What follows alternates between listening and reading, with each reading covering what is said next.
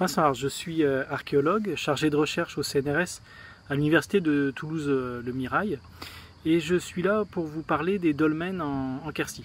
Alors le thème de cette petite conférence dans le cadre de la semaine des géoparcs du Quercy est la question des dolmens. Alors les dolmens, qui est un sujet qui est empreint de beaucoup de mystères, beaucoup de gens s'interrogent sur l'origine, la datation, la raison d'être et la fonction même de ces constructions de pierre que tout le monde considère comme bien souvent une table avec des piliers et une couverture. La caractéristique du Quercy, c'est d'en compter plusieurs centaines. On est dans une des zones les plus riches d'Europe en dolmens. Et la question est bien évidemment de savoir de quand datent ces dolmens. Alors, les dolmens, sont des constructions de la période néolithique qui correspond à la fin de la préhistoire. C'est la dernière étape de cette longue période qui voit en fait l'arrivée des premiers agriculteurs-éleveurs et la naissance d'une économie de production où l'homme devient capable de produire sa subsistance à travers l'élevage et l'agriculture. Les prémices du néolithique apparaissent dans le territoire national aux alentours de 6000 avant notre ère. Et on voit apparaître à peu près un millénaire et demi plus tard les premières constructions mégalithiques. Ces mégalithes, donc ces constructions de grosses pierres, méga, qui vient de méga et de lithos en grec, sont des constructions qui peuvent prendre différentes formes. On a d'un côté les pierres dressées, c'est-à-dire les menhirs. On a bien évidemment les dolmens, qui sont des grandes chambres funéraires de pierre. Et puis, à travers aussi des exemples un peu différents, on peut parler aussi des cercles de pierre, que certains appellent les cromlechs en Bretagne, qui sont également des constructions mégalithiques à base construites avec des gros blocs de pierre. En Quercy, ces constructions apparaissent probablement vers le 4e millénaire avant notre ère. Les datations les plus anciennes, notamment une datation qu'on a obtenue avec mon équipe sur le monument d'Alvignac, donc dans le nord du Lot, tourne aux alentours de 3500-3300 avant notre ère. On est sans doute au milieu du 4e millénaire où on voit apparaître ces constructions mégalithiques. On est donc à peu près un millénaire plus tard que les toutes premières constructions de dolmens qui couvrent la façade atlantique de la France et l'ouest de la péninsule ibérique.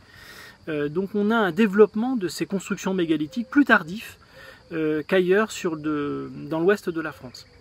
Alors pourquoi ces constructions plus tardives? Évidemment, là est toute la question.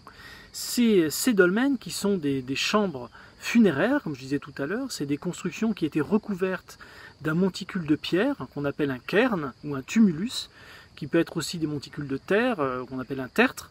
Et ces constructions, qui étaient entièrement recouvertes, on y accédait par un couloir ou par un petit vestibule qui permettait d'accéder à un espace qui pouvait être plus ou moins grand, qui peut faire plusieurs mètres carrés dans les grandes constructions mégalithiques de l'ouest de la France, notamment par exemple en Bretagne, ou des toutes petites tombes funéraires, telles que celles qu'on peut voir dans le Lot, qui peuvent faire 2 à 3 mètres carrés, voire parfois encore moins.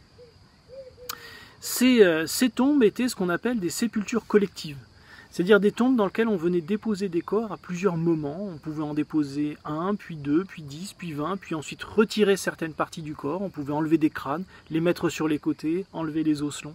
Donc on a un dispositif funéraire qui pouvait durer comme ça pendant plusieurs siècles, avec des moments d'abandon, parfois de clôture de l'espace funéraire.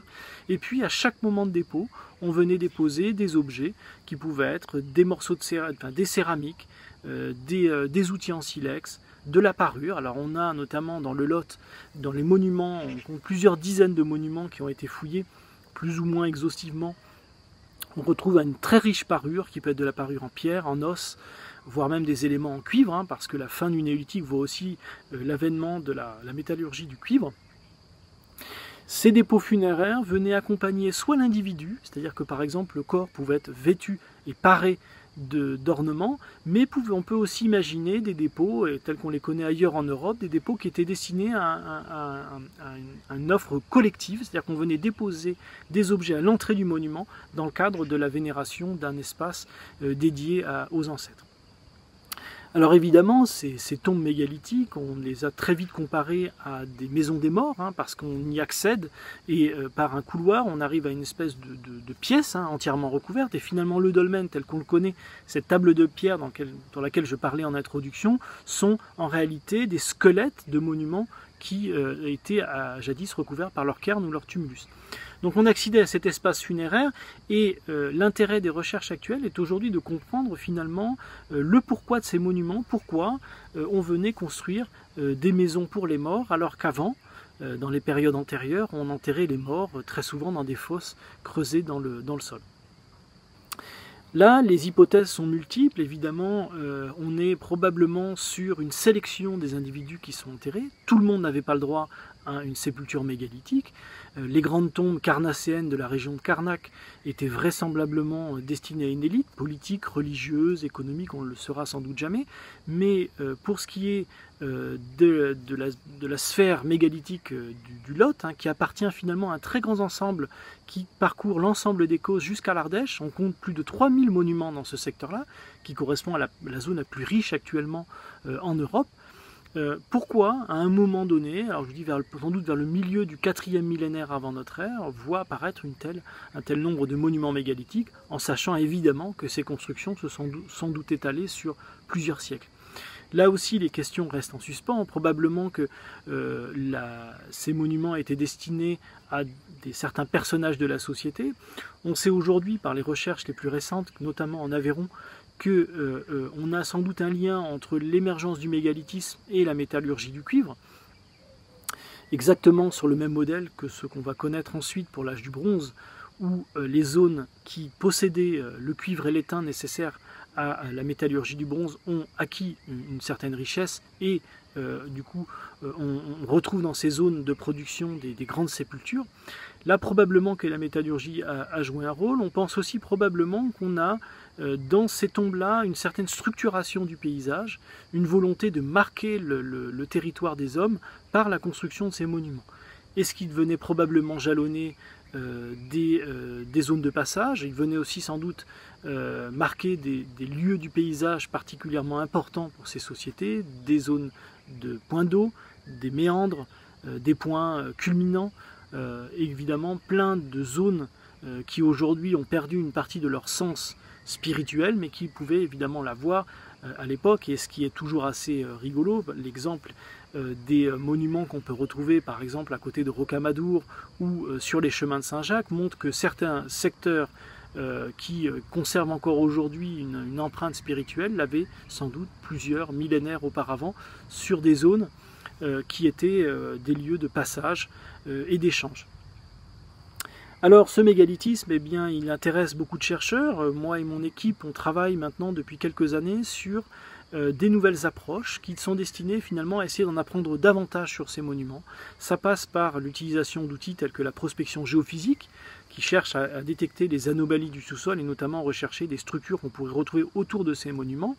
Ça passe aussi par un gros programme de numérisation en 3 dimensions, à l'aide d'outils tels que le scanner 3D ou la photogrammétrie, qui sont des méthodes de la photogrammétrie par exemple, qui est destinée à faire un couvert photographique et à livrer un modèle numérique de ces monuments, ou encore par la recherche de traces de façonnage de ces monuments, des carrières qui ont permis de les construire, voire même des traces de peinture sur les parois de ces monuments. Tous ces aspects-là sont destinés aujourd'hui à relancer une dynamique de recherche pour mieux comprendre la manière de construire ces monuments et aussi finalement leur signification. Toute la difficulté, et c'est là l'enjeu finalement des recherches en préhistoire, c'est qu'on travaille sur des sociétés sans écriture et nous devons essayer de faire parler des pierres à travers les marques qu'ont laissé leurs bâtisseurs, les objets qui sont abandonnés, pourquoi pas aussi la détermination des roches et leur provenance pour essayer de comprendre les raisons d'être de ces monuments. Donc évidemment, le Lot est aujourd'hui l'une des zones à privilégier pour des promenades de découverte de ces monuments mégalithiques. Plusieurs circuits ont été développés pour suivre des concentrations de ces monuments, par exemple autour de Saint-Chel ou de Miers. Et évidemment, chacun, au contact de ces pierres, peut se faire sa propre opinion sur la raison d'être de ces monuments. Il faut savoir, et ça je finirai avec ça, qu'on a la chance en Quercy de faire partie de l'une des zones les plus riches d'Europe. On parle tout le temps de la Bretagne, mais en fait le cœur du mégalithisme, en tout cas de la densité la plus forte de mégalithisme en France, se situe autour du Lot et de l'Aveyron. Donc profitons-en et allons visiter ces monuments.